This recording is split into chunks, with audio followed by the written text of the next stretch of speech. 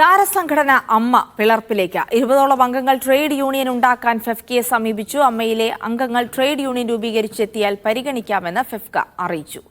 S Sharan ഉണ്ട് വിവരങ്ങൾ നൽകാനായി. ശരൺ, അമ്മയിൽ എന്തൊക്കെയാണ് സംഭവിക്കുന്നത്? താരസംഘടനയായ അമ്മയിൽ ഇപ്പോഴും കടുത്ത പ്രതിസന്ധി നിലനിൽക്കുന്നു എന്നുള്ളതാണ് പ്രധാനം. ജിൽസി, നേരത്തെ നമുക്കറിയാം ഈ ബാബുരാജ്, സിദ്ദിഖ് അടക്കമുള്ളവർക്കെതിരെ ലൈംഗികാരോപണം ഉയർന്നതിന് പിന്നാലെ നേതൃത്വം ആകെ തന്നെ രാജിവെച്ചിരുന്നതാണ്. അതായത് പ്രസിഡന്റായിരുന്ന മോഹൻലാൽ അടക്കമുള്ളവ ആളുകൾ എല്ലാവരും തന്നെ രാജിവെച്ച് ഒഴിഞ്ഞിരുന്നതാണ്. അതിന് പിന്നാലെ ഇപ്പോൾ വലിയ രീതിയിൽ തന്നെ പ്രതിസന്ധി ഘട്ടത്തിലൂടെയാണ് അമ്മ കടന്നു പോകുന്നതെന്നുള്ള സംബന്ധിച്ചുള്ള വാർത്തകളാണ് പുതിയതായി നമുക്ക് ലഭ്യമാകുന്നത്. ഇതിൽ പ്രധാനമായും അതായത് ഈ അമ്മയിലെ തന്നെ അംഗങ്ങളായി 20ഓളം പേര് ഇപ്പോൾ ഫെഫ്കയെ സമീപിച്ചിരിക്കുന്നു എന്നുള്ളതാണ് അതിൽ പ്രധാനമായും കാണേണ്ടത്.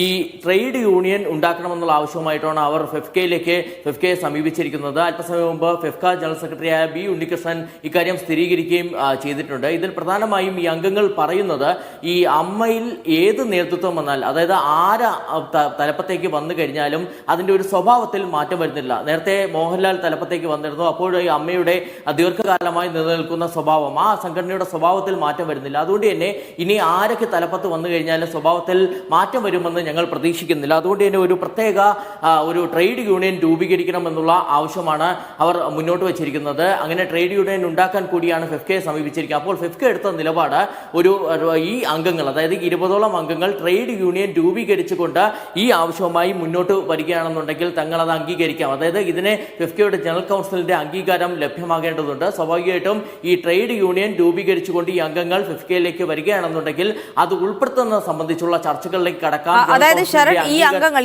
ഇപ്പോൾ 20 അംഗങ്ങൾ അവർ ട്രേഡ് യൂണിയനുകൾ രൂപീകരിച്ചെത്തിയാൽ പരിഗണിക്കാം എന്നുള്ളതാണോ ഫെഫ്കയുടെ ഇപ്പോഴത്തെ നിലപാട്?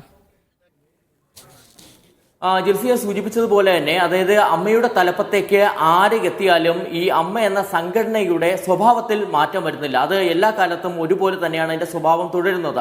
ഈ ഒരു ഘട്ടത്തിൽ ഞങ്ങൾ അമ്മയിൽ വിശ്വസിച്ച് നിൽക്കുന്നതിൽ അർത്ഥമില്ല എന്നുള്ളതാണ് 20ഓളം അംഗങ്ങൾ നിലപാടെടുത്തിരിക്കുന്നത്. അതുകൊണ്ട് തന്നെ ഒരു ട്രേഡ് യൂണിയനായി രൂപീകരിക്കണം എന്നുള്ള ആവശ്യം, ട്രേഡ് യൂണിയൻ ഉണ്ടാക്കണം എന്നുള്ള ആവശ്യമാണ് അവർ ഫെഫ്ക ജനറൽ സെക്രട്ടറിയായ ബി ഉണ്ണികൃഷ്ണൻ മുന്നിൽ വെച്ചത്. അപ്പോഴാണ് അദ്ദേഹം പറഞ്ഞത്, ഇപ്പോൾ ഈ 20 അംഗങ്ങൾ അതായത് ഫെഫ്കയ്ക്ക് മുൻകൈ എടുത്തുകൊണ്ട് ട്രേഡ് യൂണിയൻ രൂപീകരിക്കാൻ കഴിയില്ല.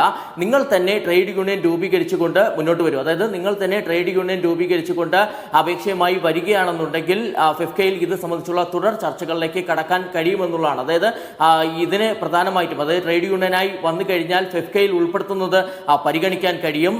ഈ ട്രേഡ് യൂണിയൻ രൂപീകരിച്ചു, അതിന്റെ പേര് വിവരങ്ങൾ, ആരൊക്കെയാണ് ഈ ട്രേഡ് യൂണിയനിൽ ഉള്ളത് എന്നുള്ള പേര് വിവരങ്ങൾ സഹിതം നൽകുകയാണെന്നുണ്ടെങ്കിൽ സ്വാഭാവികമായിട്ടും ജനറൽ കൗൺസിലിലെ ചർച്ചകൾക്ക് വിധേയമാക്കാം. അങ്ങനെ ചർച്ച ചെയ്തുകൊണ്ട് തന്നെ അന്തിമ തീരുമാനം എടുക്കാം എന്നുള്ളതാണ് ഇപ്പോൾ FEFKA general secretary B Unnikrishnan ഈ അംഗങ്ങളെ അറിയിച്ചിരിക്കുന്നത്.